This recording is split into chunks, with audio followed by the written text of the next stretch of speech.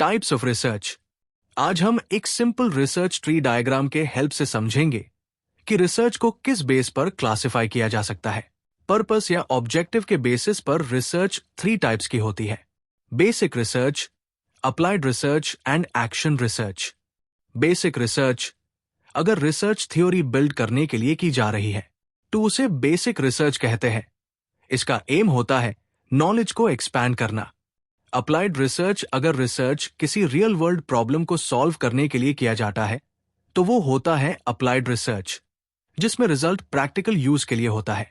Action research अगर research किसी teacher, principal या प्रैक्टिशनर ने अपनी प्रैक्टिस इंप्रूव करने के लिए की हो तो वो है एक्शन रिसर्च। मेथड के बेसिस पर रिसर्च 3 टाइप्स की होती है: quantitative research, qualitative research and mixed method research. Quantitative research जिसमें डेटा नंबर्स के फॉर्म में होता है और एनालिसिस स्टैटिस्टिकल टूल से होता है तो उसे क्वांटिटेटिव रिसर्च कहते हैं।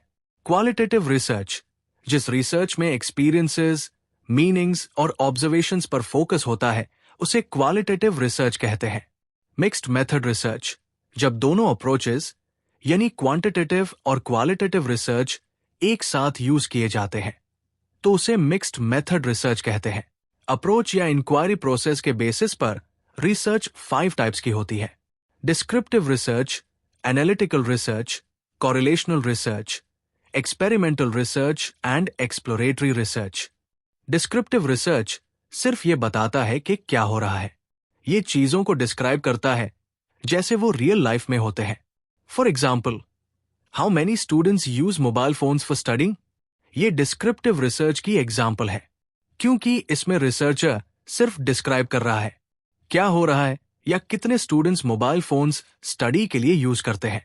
एनालिटिकल रिसर्च डेटा को एनालाइज करके समझाता है कि ये क्यों हो रहा है। ये कॉजेज, पैटर्न्स और रिलेशनशिप्स ढूंढता है ताकि रिजल्ट समझा जा सके। फॉर एग्जाम्पल, एक रिसर्चर ये एनालाइज करता है कि रूरल एरियाज के स्टूडेंट्स अर्बन स्टूडेंट्स से अलग परफॉर्म क्यों करते हैं, तो ये एनालिटिकल रिसर्च का एग्जाम्पल है। यहां रिसर्चर सिर्फ डेटा कलेक्ट नहीं करता बल्कि उस डेटा के पीछे के रीजन समझने की कोशिश करता है, जैसे teaching facilities, parental support, environment या रिसोर्सेज। क्या ये रीजंस है कि क्यों रूरल एरियाज के स्टूडेंट्स अर्बन स्टूडेंट्स से अलग परफॉर्म करते हैं। कोरिलेशनल रिसर्च कोरिलेशनल रिसर्च 2 चीजों के बीच रिलेशनशिप बताता है, लेकिन ये नहीं बताता कि एक चीज दूसरी चीज का कॉज है या नहीं। फॉर एग्जाम्पल, क्या मोटिवेशन और मार्क्स के बीच कनेक्शन है? अगर दोनों साथ साथ बढ़ते हैं या गिरते हैं तो कोरिलेशन है। एक्सपेरिमेंटल रिसर्च 2 चीजों के बीच cause and effect relationship show करता है। एक्सपेरिमेंटल रिसर्च ये टेस्ट करता है कि एक चीज दूसरी चीज को अफेक्ट करती है या नहीं। इसमें रिसर्चर कुछ एक्सपेरिमेंट करता है और देखता है कि एक चीज दूसरी चीज को अफेक्ट कर रही है या नहीं। फॉर एग्जाम्पल, क्या न्यू टीचिंग मेथड से स्टूडेंट्स के मार्क्स इंप्रूव होते हैं? अगर होते हैं तो न्यू टीचिंग मेथड और स्टूडेंट्स के मार्क्स में कॉज एंड इफेक्ट रिलेशनशिप है। एक्सप्लोरेटरी रिसर्च तब की जाती है जब कोई टॉपिक बिल्कुल नया हो या उस पर पहले बहुत कम रिसर्च हुई हो। इस तरह की रिसर्च का मेन एम होता है नए आइडियाज, पैटर्न्स और पॉसिबिलिटीज को डिस्कवर करना। रिसर्चर यहां किसी फिक्स्ड हाइपोथेसिस को प्रूव नहीं करता, बल्कि वो एक्सप्लोर करता है कि कौन कौन से नए सवाल रिसर्च के लिए निकल सकते हैं।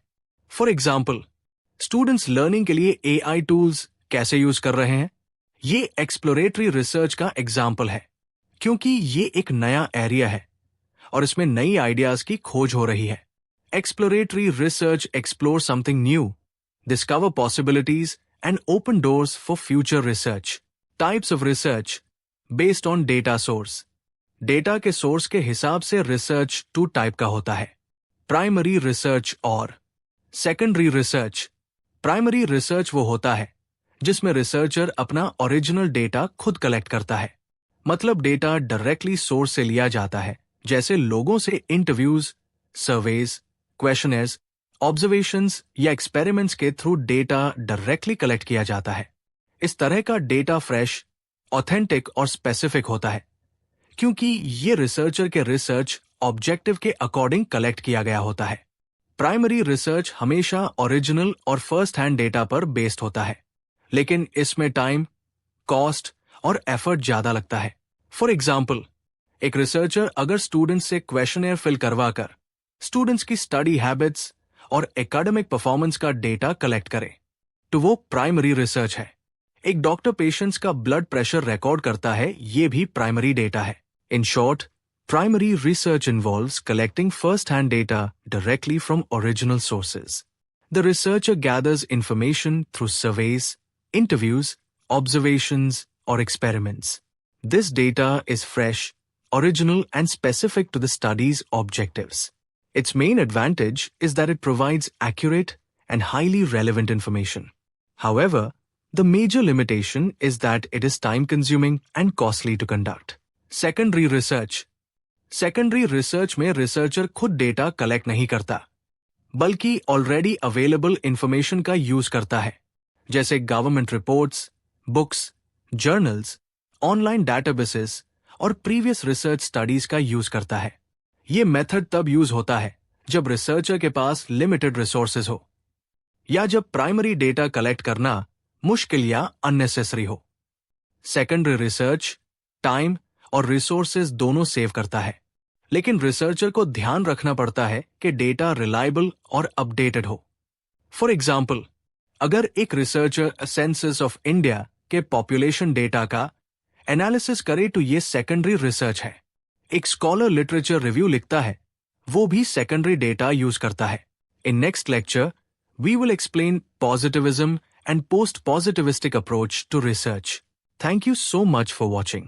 वीडियो पसंद आया हो तो लाइक करिए, शेयर करिए और चैनल को सब्सक्राइब करना ना भूलिए, ताकि आपको मिलते रहे और भी अमेजिंग लेक्चर्स।